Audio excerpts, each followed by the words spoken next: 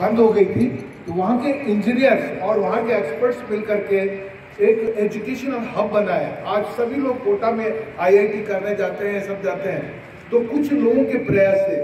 तो ऐसे यहाँ पर जो महानुभाव यहाँ के एम्प्लॉय मिल करके इस संस्था को बना करके इस स्कूल को कर रहे हैं, मैं उनको सबसे पहले भगवान मानता हूँ, प्रणाम करता हूँ, क्योंकि विद्या को देने वाले बहुत महान होते हैं। ऐसे लोगों के लिए जोरदार ताली बजाइए। आदमी को सोशल वर्क करना, सेल्फलेस सर्विस करना सबकी बस की बात नहीं, इसलिए मैं इनको प्रणाम करता हूँ।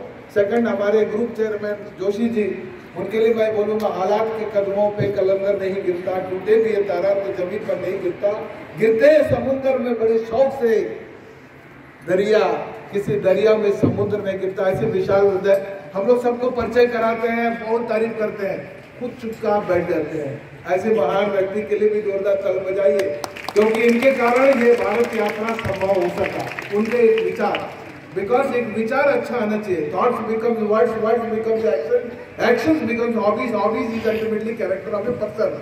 किसी मनुष्य का चरित्र बनाना है तो एक अच्छा विचार लेकर के चलना है। तो आप सब बच्चों को हम जब यहाँ से लेजियम करते हुए ये पुरानी याद आ गई, इतनी पुरानी परंपरा है कि ऐसी डांस करते हुए स्वागत कर रहे हैं और वो बच्चों को देखते हुए मन मुग्ध हो गया है।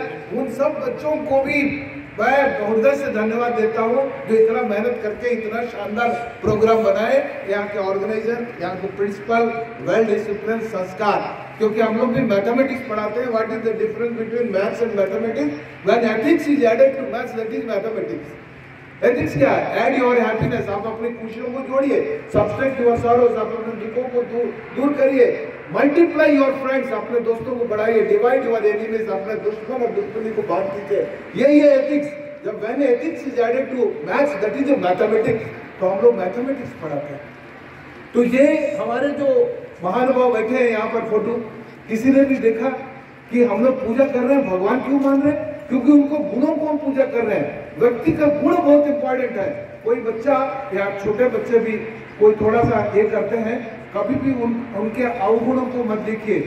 मैं टीचरों से ये रिक्वेस्ट करूंगा कि उनके गुण को देखिए। वो बहुत चंचल और बहुत इंटेलिजेंट है, इसलिए कुछ ना कुछ वो उछल कूद करके कुछ करता है, तो उसको ध्यान दीजिए।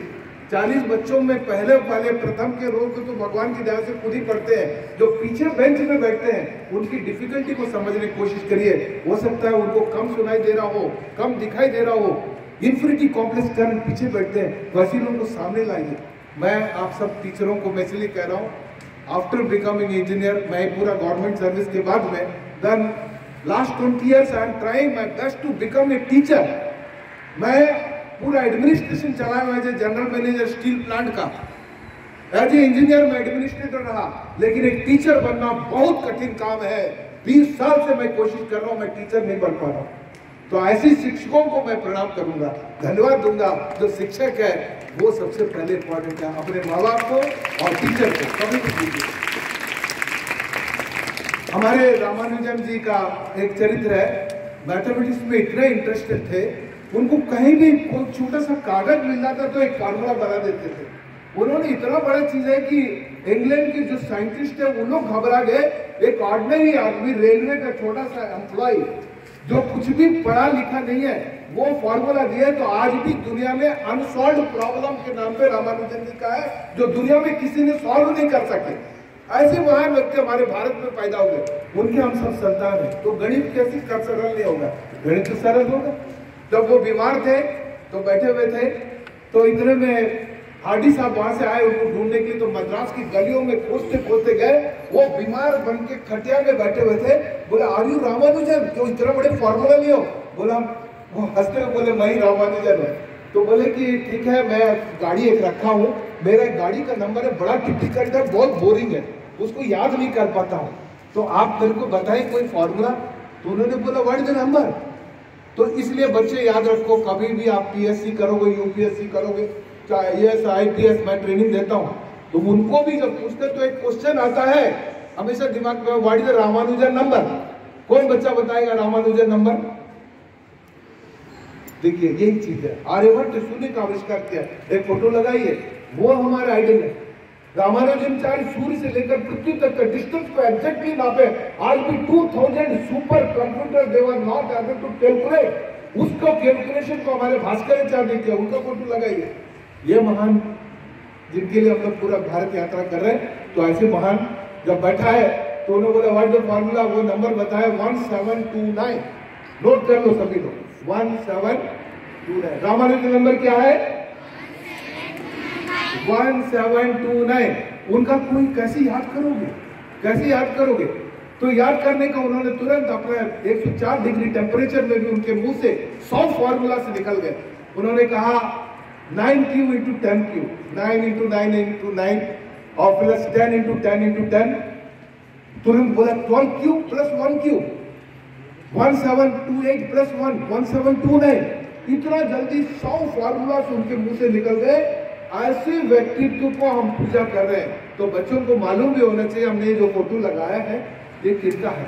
तो ऐसी रामानुजन जी को हम प्रणाम करते हुए सभी बच्चों को मैं आशीर्वाद देता हूँ और यही कहूंगा कि प्लीज गणित यात्रा में आप लोगों ने भाग लिया, कल इतिहास बनेगा, हिस्ट्री बनेगी, तो उसमें आप भी एक गवाह रहोगे। आप भी वीडियो आपसे लिए, आपका फोटोग्राफ लिए, जगह जगह इंडिया में अगर प्रचार होगा, आप सबके बच्चों का भी आएगा।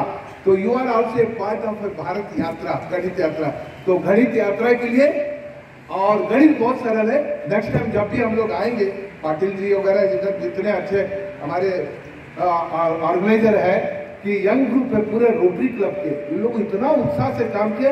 डेफिनेटली हम लोग दोबारा आएंगे, आप लोग साथ बैठने का मौका मिलेगा।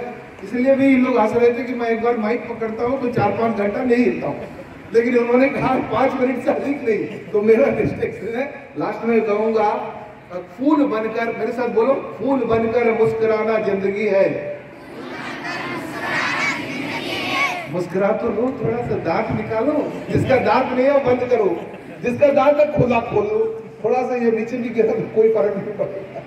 हाँ, फूल बनकर मुस्कुराना जिंदगी है, मुस्कुराकर गमों को भुलाना जिंदगी है, जीत कर क्या मुस्कुराए,